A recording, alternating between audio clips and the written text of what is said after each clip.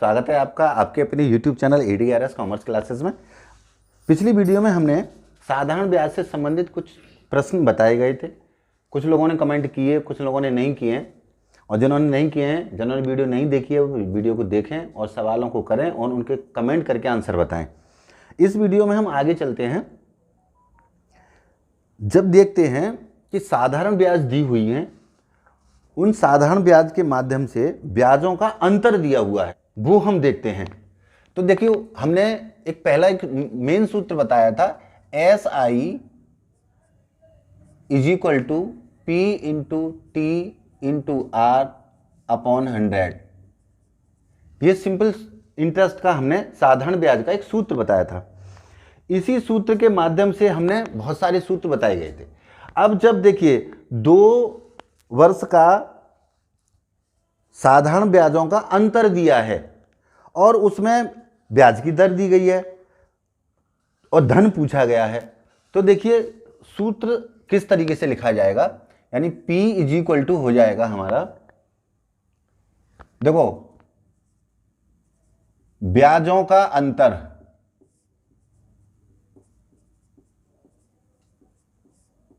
Into 100 upon दर into समय का अंतर। अगर 2 वर्ष की ब्याजों का अंतर दिया हुआ है और समय का अंतर दिया गया है तो यह सूत्र लगाया जाएगा। अगर योग दिया गया है तो ब्याजों का योग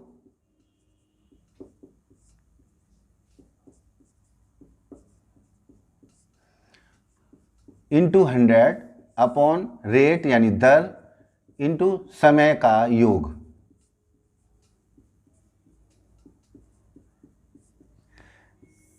देखिए, अब सवाल क्वेश्चन पढ़ते हैं। किसी धन के 7 वर्ष और 10 वर्ष में साधारण ब्याज का अंतर 150 है। देखो, कोई धन दिया गया है, 7 वर्ष और 10 वर्ष,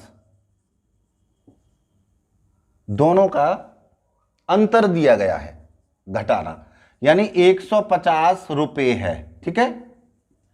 और जो दर दी गई है वो कितनी दी गई है।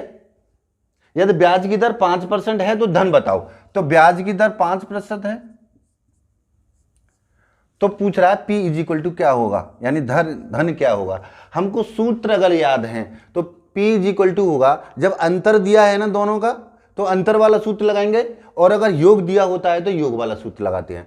तो यहां अंतर दिया गया दोनों 7 वर्ष का और 10 वर्ष का अंतर दिया गया 150, तो अंतर दिया है तो अंतर वाला लगाएंगे, यानी P इज इक्वल टू, अब ब्याजों का अंतर दिया हुआ है 150 गुणा 100 बटे दर दिया है 5%। अब देखो यहां पर समय का अंतर, यानी 10 में से 7 गए तो 3। इस पूरे को सॉल्व कर दीजिए, आपका आंसर आ जाएगा। तो देखो 5 से काट दीजिए, 5 3 15, यानी आया 10 गुणा 100 यानी 1000। अब देखो, अगर मान लीजिए उसमें योग वाला होता है तो कैसे करेंगे। देखो दे रखा है, सवाल अगला है, पढ़ते हैं। किसी धन के 6% वार्षिक दर से 3 वर्ष के ब्याज और 6 वर्ष के ब्याज का योग 270 है, तो धन ज्ञात करो। तो देखो इसमें योग दिया हुआ है, इसमें देखो 3 वर्ष और 6 वर्ष, देखो 3 वर्ष और 6 वर्ष की जो ब्याज है उसका योग है 270 और दर है 6% वार्षिक। तो P इज इक्वल टू आपको पता है, सूत्र लगा देना, योग वाला ये रहा, ब्याजों का योग 270 गुणा 100 बटे दर 6 दी हुई है, और समय का योग दोनों का योग कर दो 9। अब देखो 9 से काटे 9 30 27 और 6 से काटे 6 पंजे 30, यानी 5 गुणा 100, धन आ गया 500। देखिए इसी तरीके से 2 प्रश्न हैं हम आपको दे रहे हैं।